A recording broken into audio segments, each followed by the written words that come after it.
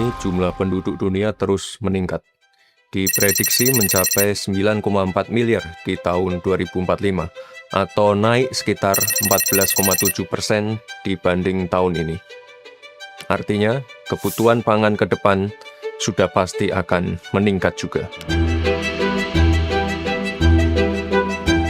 Tapi di sisi lain, kemampuan dunia untuk memproduksi dan mendistribusikan pangan justru semakin melemah. Geopolitik yang memanas, perang yang tidak berkesudahan, serta ketidakpastian kebijakan yang semakin tinggi, pada akhirnya mengacaukan rantai pasok pangan dunia. Ditambah lagi dampak perubahan iklim yang semakin nyata, baik kekeringan ekstrim, banjir, maupun longsor yang merusak lahan-lahan pertanian dan mematikan hewan-hewan ternak. Saat ini sudah ada 11 negara melakukan pembatasan ekspor pangan, dan jika kondisi semakin sulit, tidak menutup kemungkinan akan semakin banyak negara yang melakukan pembatasan ekspor untuk melindungi kepentingannya masing-masing.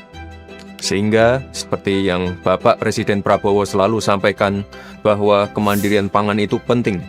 Tidak ada satupun negara yang bisa berdiri tanpa pangan.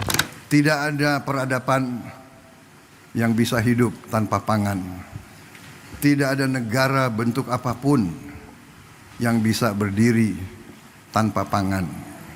Dan masalah pangan adalah masalah kedaulatan kita sebagai bangsa, di mana jika suatu bangsa ingin jadi negara maju, maka sektor pangan harus diperhatikan. Saat ini, Indonesia memiliki 28 juta petani yang bergerak di berbagai sektor. Alam Indonesia juga kaya dan subur.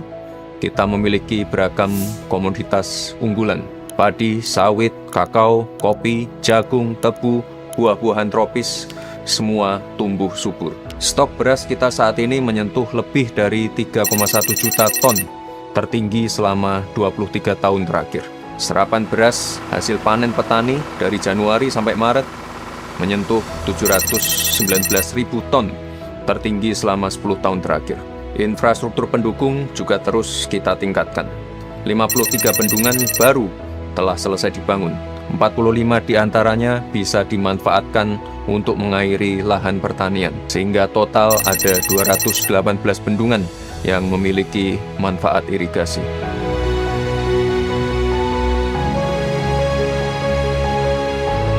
Memang dibutuhkan pembangunan dan perbaikan irigasi, baik primer, sekunder, maupun tersier.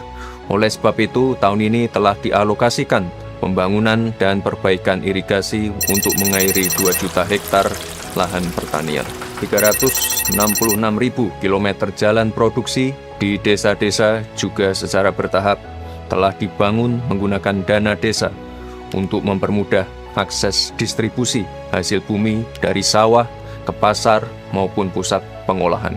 Kita punya potensi alamnya, kita punya SDM-nya, akan terus kita upayakan infrastrukturnya. Oleh sebab itu, yang juga perlu kita kembangkan adalah ekosistemnya. Bagaimana teknologi bisa memacu peningkatan produksi dan mengefisienkan rantai distribusi. Bagaimana R&D bisa menghasilkan bibit unggul, tahan hama, berkualitas, dan produktif. Bagaimana pergudangan modern bisa menyimpan hasil panen lebih lama.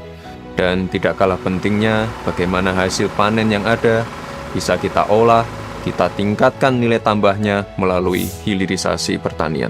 Misalnya pengolahan tebu menjadi bioetanol dan bioaftur.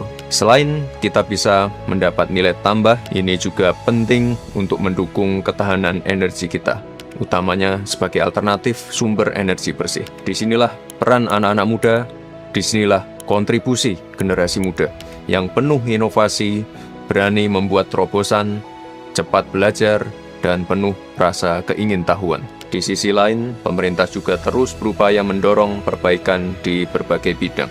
Distribusi pupuk disederhanakan, 145 regulasi dipangkas, agar lebih dari 14,9 juta petani bisa mengakses pupuk bersubsidi dengan lebih mudah. Mafia pangan diberantas, pendampingan petani ditingkatkan, Dan baru-baru ini, Bapak Presiden juga telah meluncurkan gerakan Indonesia Menanam untuk mendorong ketahanan pangan dengan meningkatkan partisipasi aktif masyarakat menanam tanaman pangan. Karena memang untuk melakukan langkah besar, untuk melakukan gerakan besar, pemerintah tidak akan pernah bisa sendiri. Pemerintah butuh kolaborasi, butuh partisipasi aktif berbagai pihak. Oleh sebab itu, mari bersama bahu-membahu mewujudkan kemandirian dan ketahanan pangan, menciptakan masa depan pangan yang lebih baik dan kuat untuk Indonesia. Dari kita, oleh kita, untuk kita semua sebagai bangsa yang berdaulat.